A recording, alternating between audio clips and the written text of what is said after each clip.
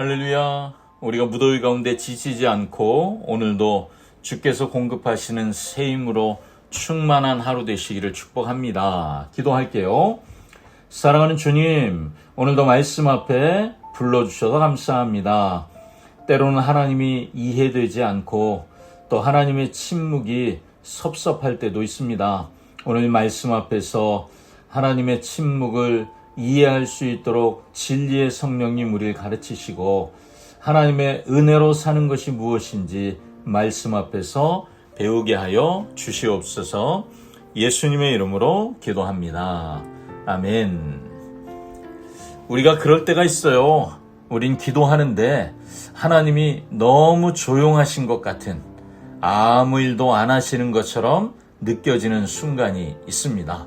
세상은 바쁘게 움직이고 사람들은 계산하고 자기 유익한 걸 찾아가고 강한 나라들은 서로 강대국끼리 신호를 주고받고 뭔가 긴박한 것 같은데 하나님은 침묵하시는 것처럼 보이는 순간, 자, 오늘 본문은 말합니다. 하나님은 조용히 계시는 것 같지만 가만히 계시는 분이 아니다라고 말씀합니다. 이사야 18장, 19장 말씀을 함께 묵상할 건데요. 구스라고 하는 나라와 애굽에 대한 심판의 경고입니다. 구스는 지금의 에티오피아 지역 일대에 해당되는 강력한 남방 국가였습니다.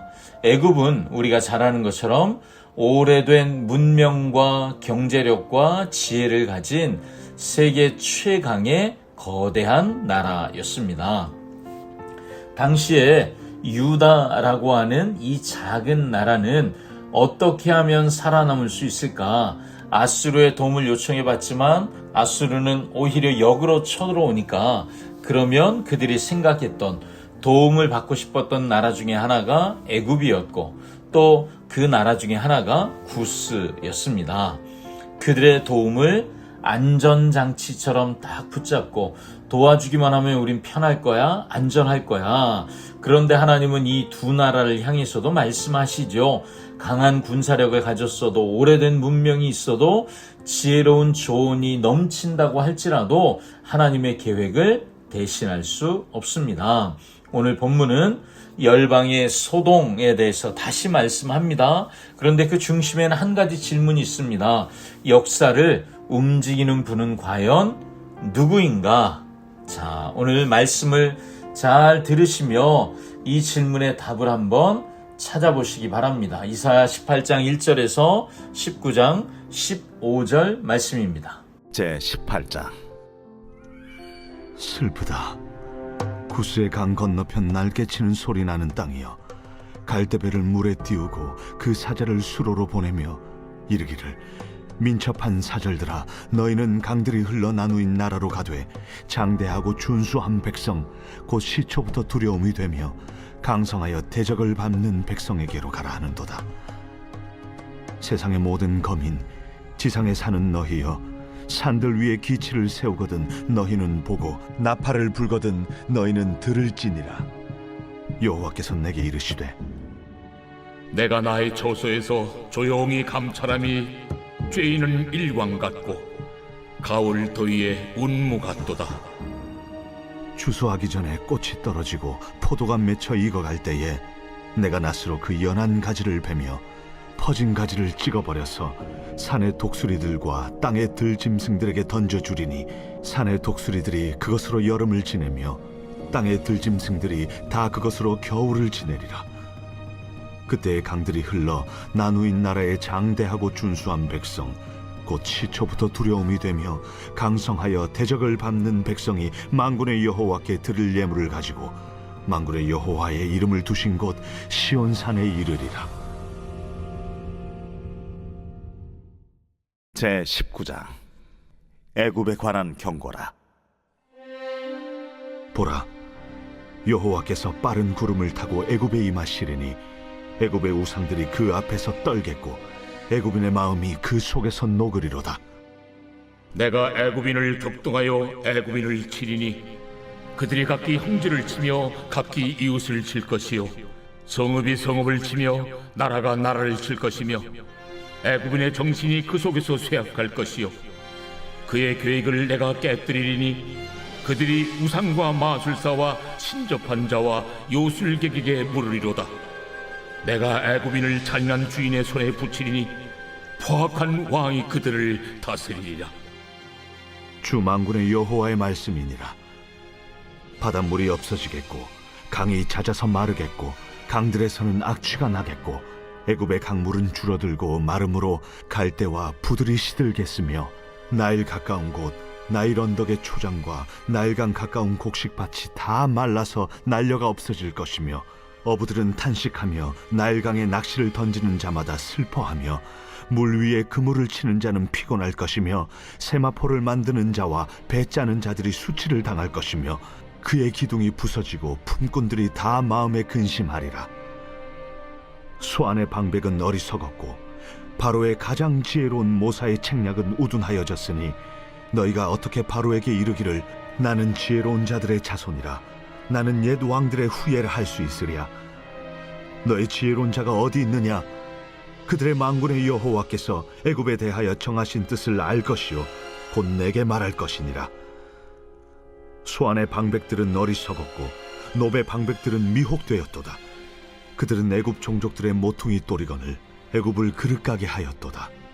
여호와께서 그 가운데 어지러운 마음을 섞으셨으므로 그들이 애굽을 매사에 잘못 가게 함이 취한 자가 토하면서 비틀거림 같게 하였으니 애굽에서 머리나 꼬리며 종려나무 가지나 갈대가 아무 할 일이 없으리라. 아멘. 자, 18장에서 구스는 반아수르 동맹을 맺고자 민첩한 사절을 보냅니다. 하나님은 당신의 처소에서 조용히 감찰하시며 적절한 때, 하나님의 때겠죠. 카이로스라고 부르는 그 하나님의 때에 아수르를 심판하시든 강대국을 심판하시든 한순간에 꺾으실 것이다. 이 얘기가 1절에서 6절까지 있습니다.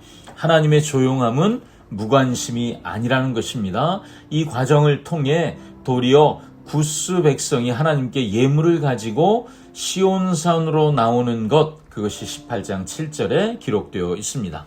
19장 1절에서 15절까지의 말씀은 애굽이 자랑하던 우상, 또 애굽 내부에 저절로 붕괴가 일어나는 이야기를 보여주고 있습니다. 나일강의 풍요를 자랑하던 애굽의 경제적 붕괴가 찾아옵니다. 5절에서 10절까지의 이야기죠. 그리고 11절부터 15절은 지혜가 붕괴되는 것을 보여줍니다. 애굽은 지혜를 자랑했어요. 그렇지만 그 지혜로운 자들은 어리석어지고 지도자들은 길을 잃고 온 나라가 비틀거리게 됩니다. 본문은 애굽의 세 가지 기반이 무너진다고 말해요. 우상이 무너질 것이고 경제가 무너질 것이고 지혜가 무너질 것이라고 말합니다. 하나님을 경외하지 않는 백성의 삶에 늘 어두움과 문제가 있기 마련인 것이죠. 두 번째, 우리가 예수 그리스도에게 관심을 좀 가져보자면 오늘의 우리의 말씀은 예수 그리스도 안에서 더 선명해집니다. 예수님은 사람들의 분주함과 제국의 소란 속에서도 항상 아버지의 때와 아버지의 뜻 안에서 움직이셨죠. 세상은 서두르라고 합니다. 세상은 급하다고 말합니다. 그런데 하나님의 아들 예수님은 조급하지 않으셨습니다. 예수님은 인간이 의지하는 거짓 기둥들을 무너뜨리십니다. 우리가 붙드는 우상, 내가 계산하는 계획, 내가 자랑하는 지혜, 내가 의존하는 이 세상의 시스템, 그것이 구원이 못 된다는 사실을 예수님이 드러내시는 거죠. 십자가는 세상의 눈으로 볼 땐 실패한 것처럼 보입니다. 그래서 미련한 것이고 어리석은 것이라고 표현되죠. 그러므로 하나님의 조용하심을 무능으로 오해하지 마시고 조용하신 하나님이 여전히 주권적으로 일하심을 신뢰하며 하나님을 바라보는 은혜가 있으시길 바랍니다. 그래서 우리가 이 말씀을 가지고 적용을 해보자면 오늘 우리는 무엇을 내 삶의 울타리이자 안전지대로 삼고 있는지 확인해야 합니다. 많은 사람들이 애굽처럼 통장의 잔고, 나일강의 풍요였죠. 세상의 스펙과 인맥, 또 세상의 솔루션, 마술사가 마술하는 것처럼 이 세상이 이게 맞아, 이게 옳아 라고 말하는 소리들 우리는 듣습니다. 여러분, 그런 소리들 앞에 어떻게 반응하면 좋을까요? 오늘 두 가지의 적용을 나눠봅니다. 첫 번째, 조용하신 하나님을 불신하지 마십시오. 하나님이 서두르지 않으신다고 해서 일하지 않으시는 것이 아님을 기억해야 됩니다. 하나님은 가장 정확한 때에 하나님의 일을 반드시 이루시는 분입니다.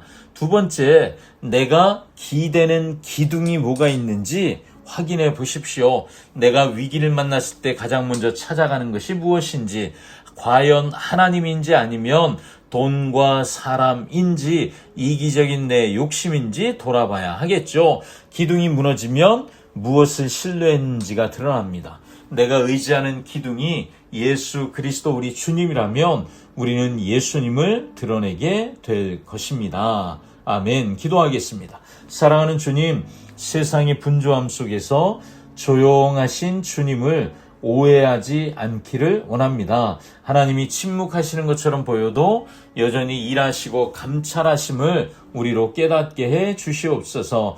우상과 지혜와 계산을 붙잡던 손을 내려놓고 오직 주님만 의지하도록 우리를 인도해 주시옵소서. 오늘도 열방을 다스리시는 예수님만 신뢰합니다. 예수님의 이름으로 기도합니다. 아멘. 하나님이 조용히 지켜보시죠. 하나님의 때에 정확하게 일하십니다. 아멘. 샬롬.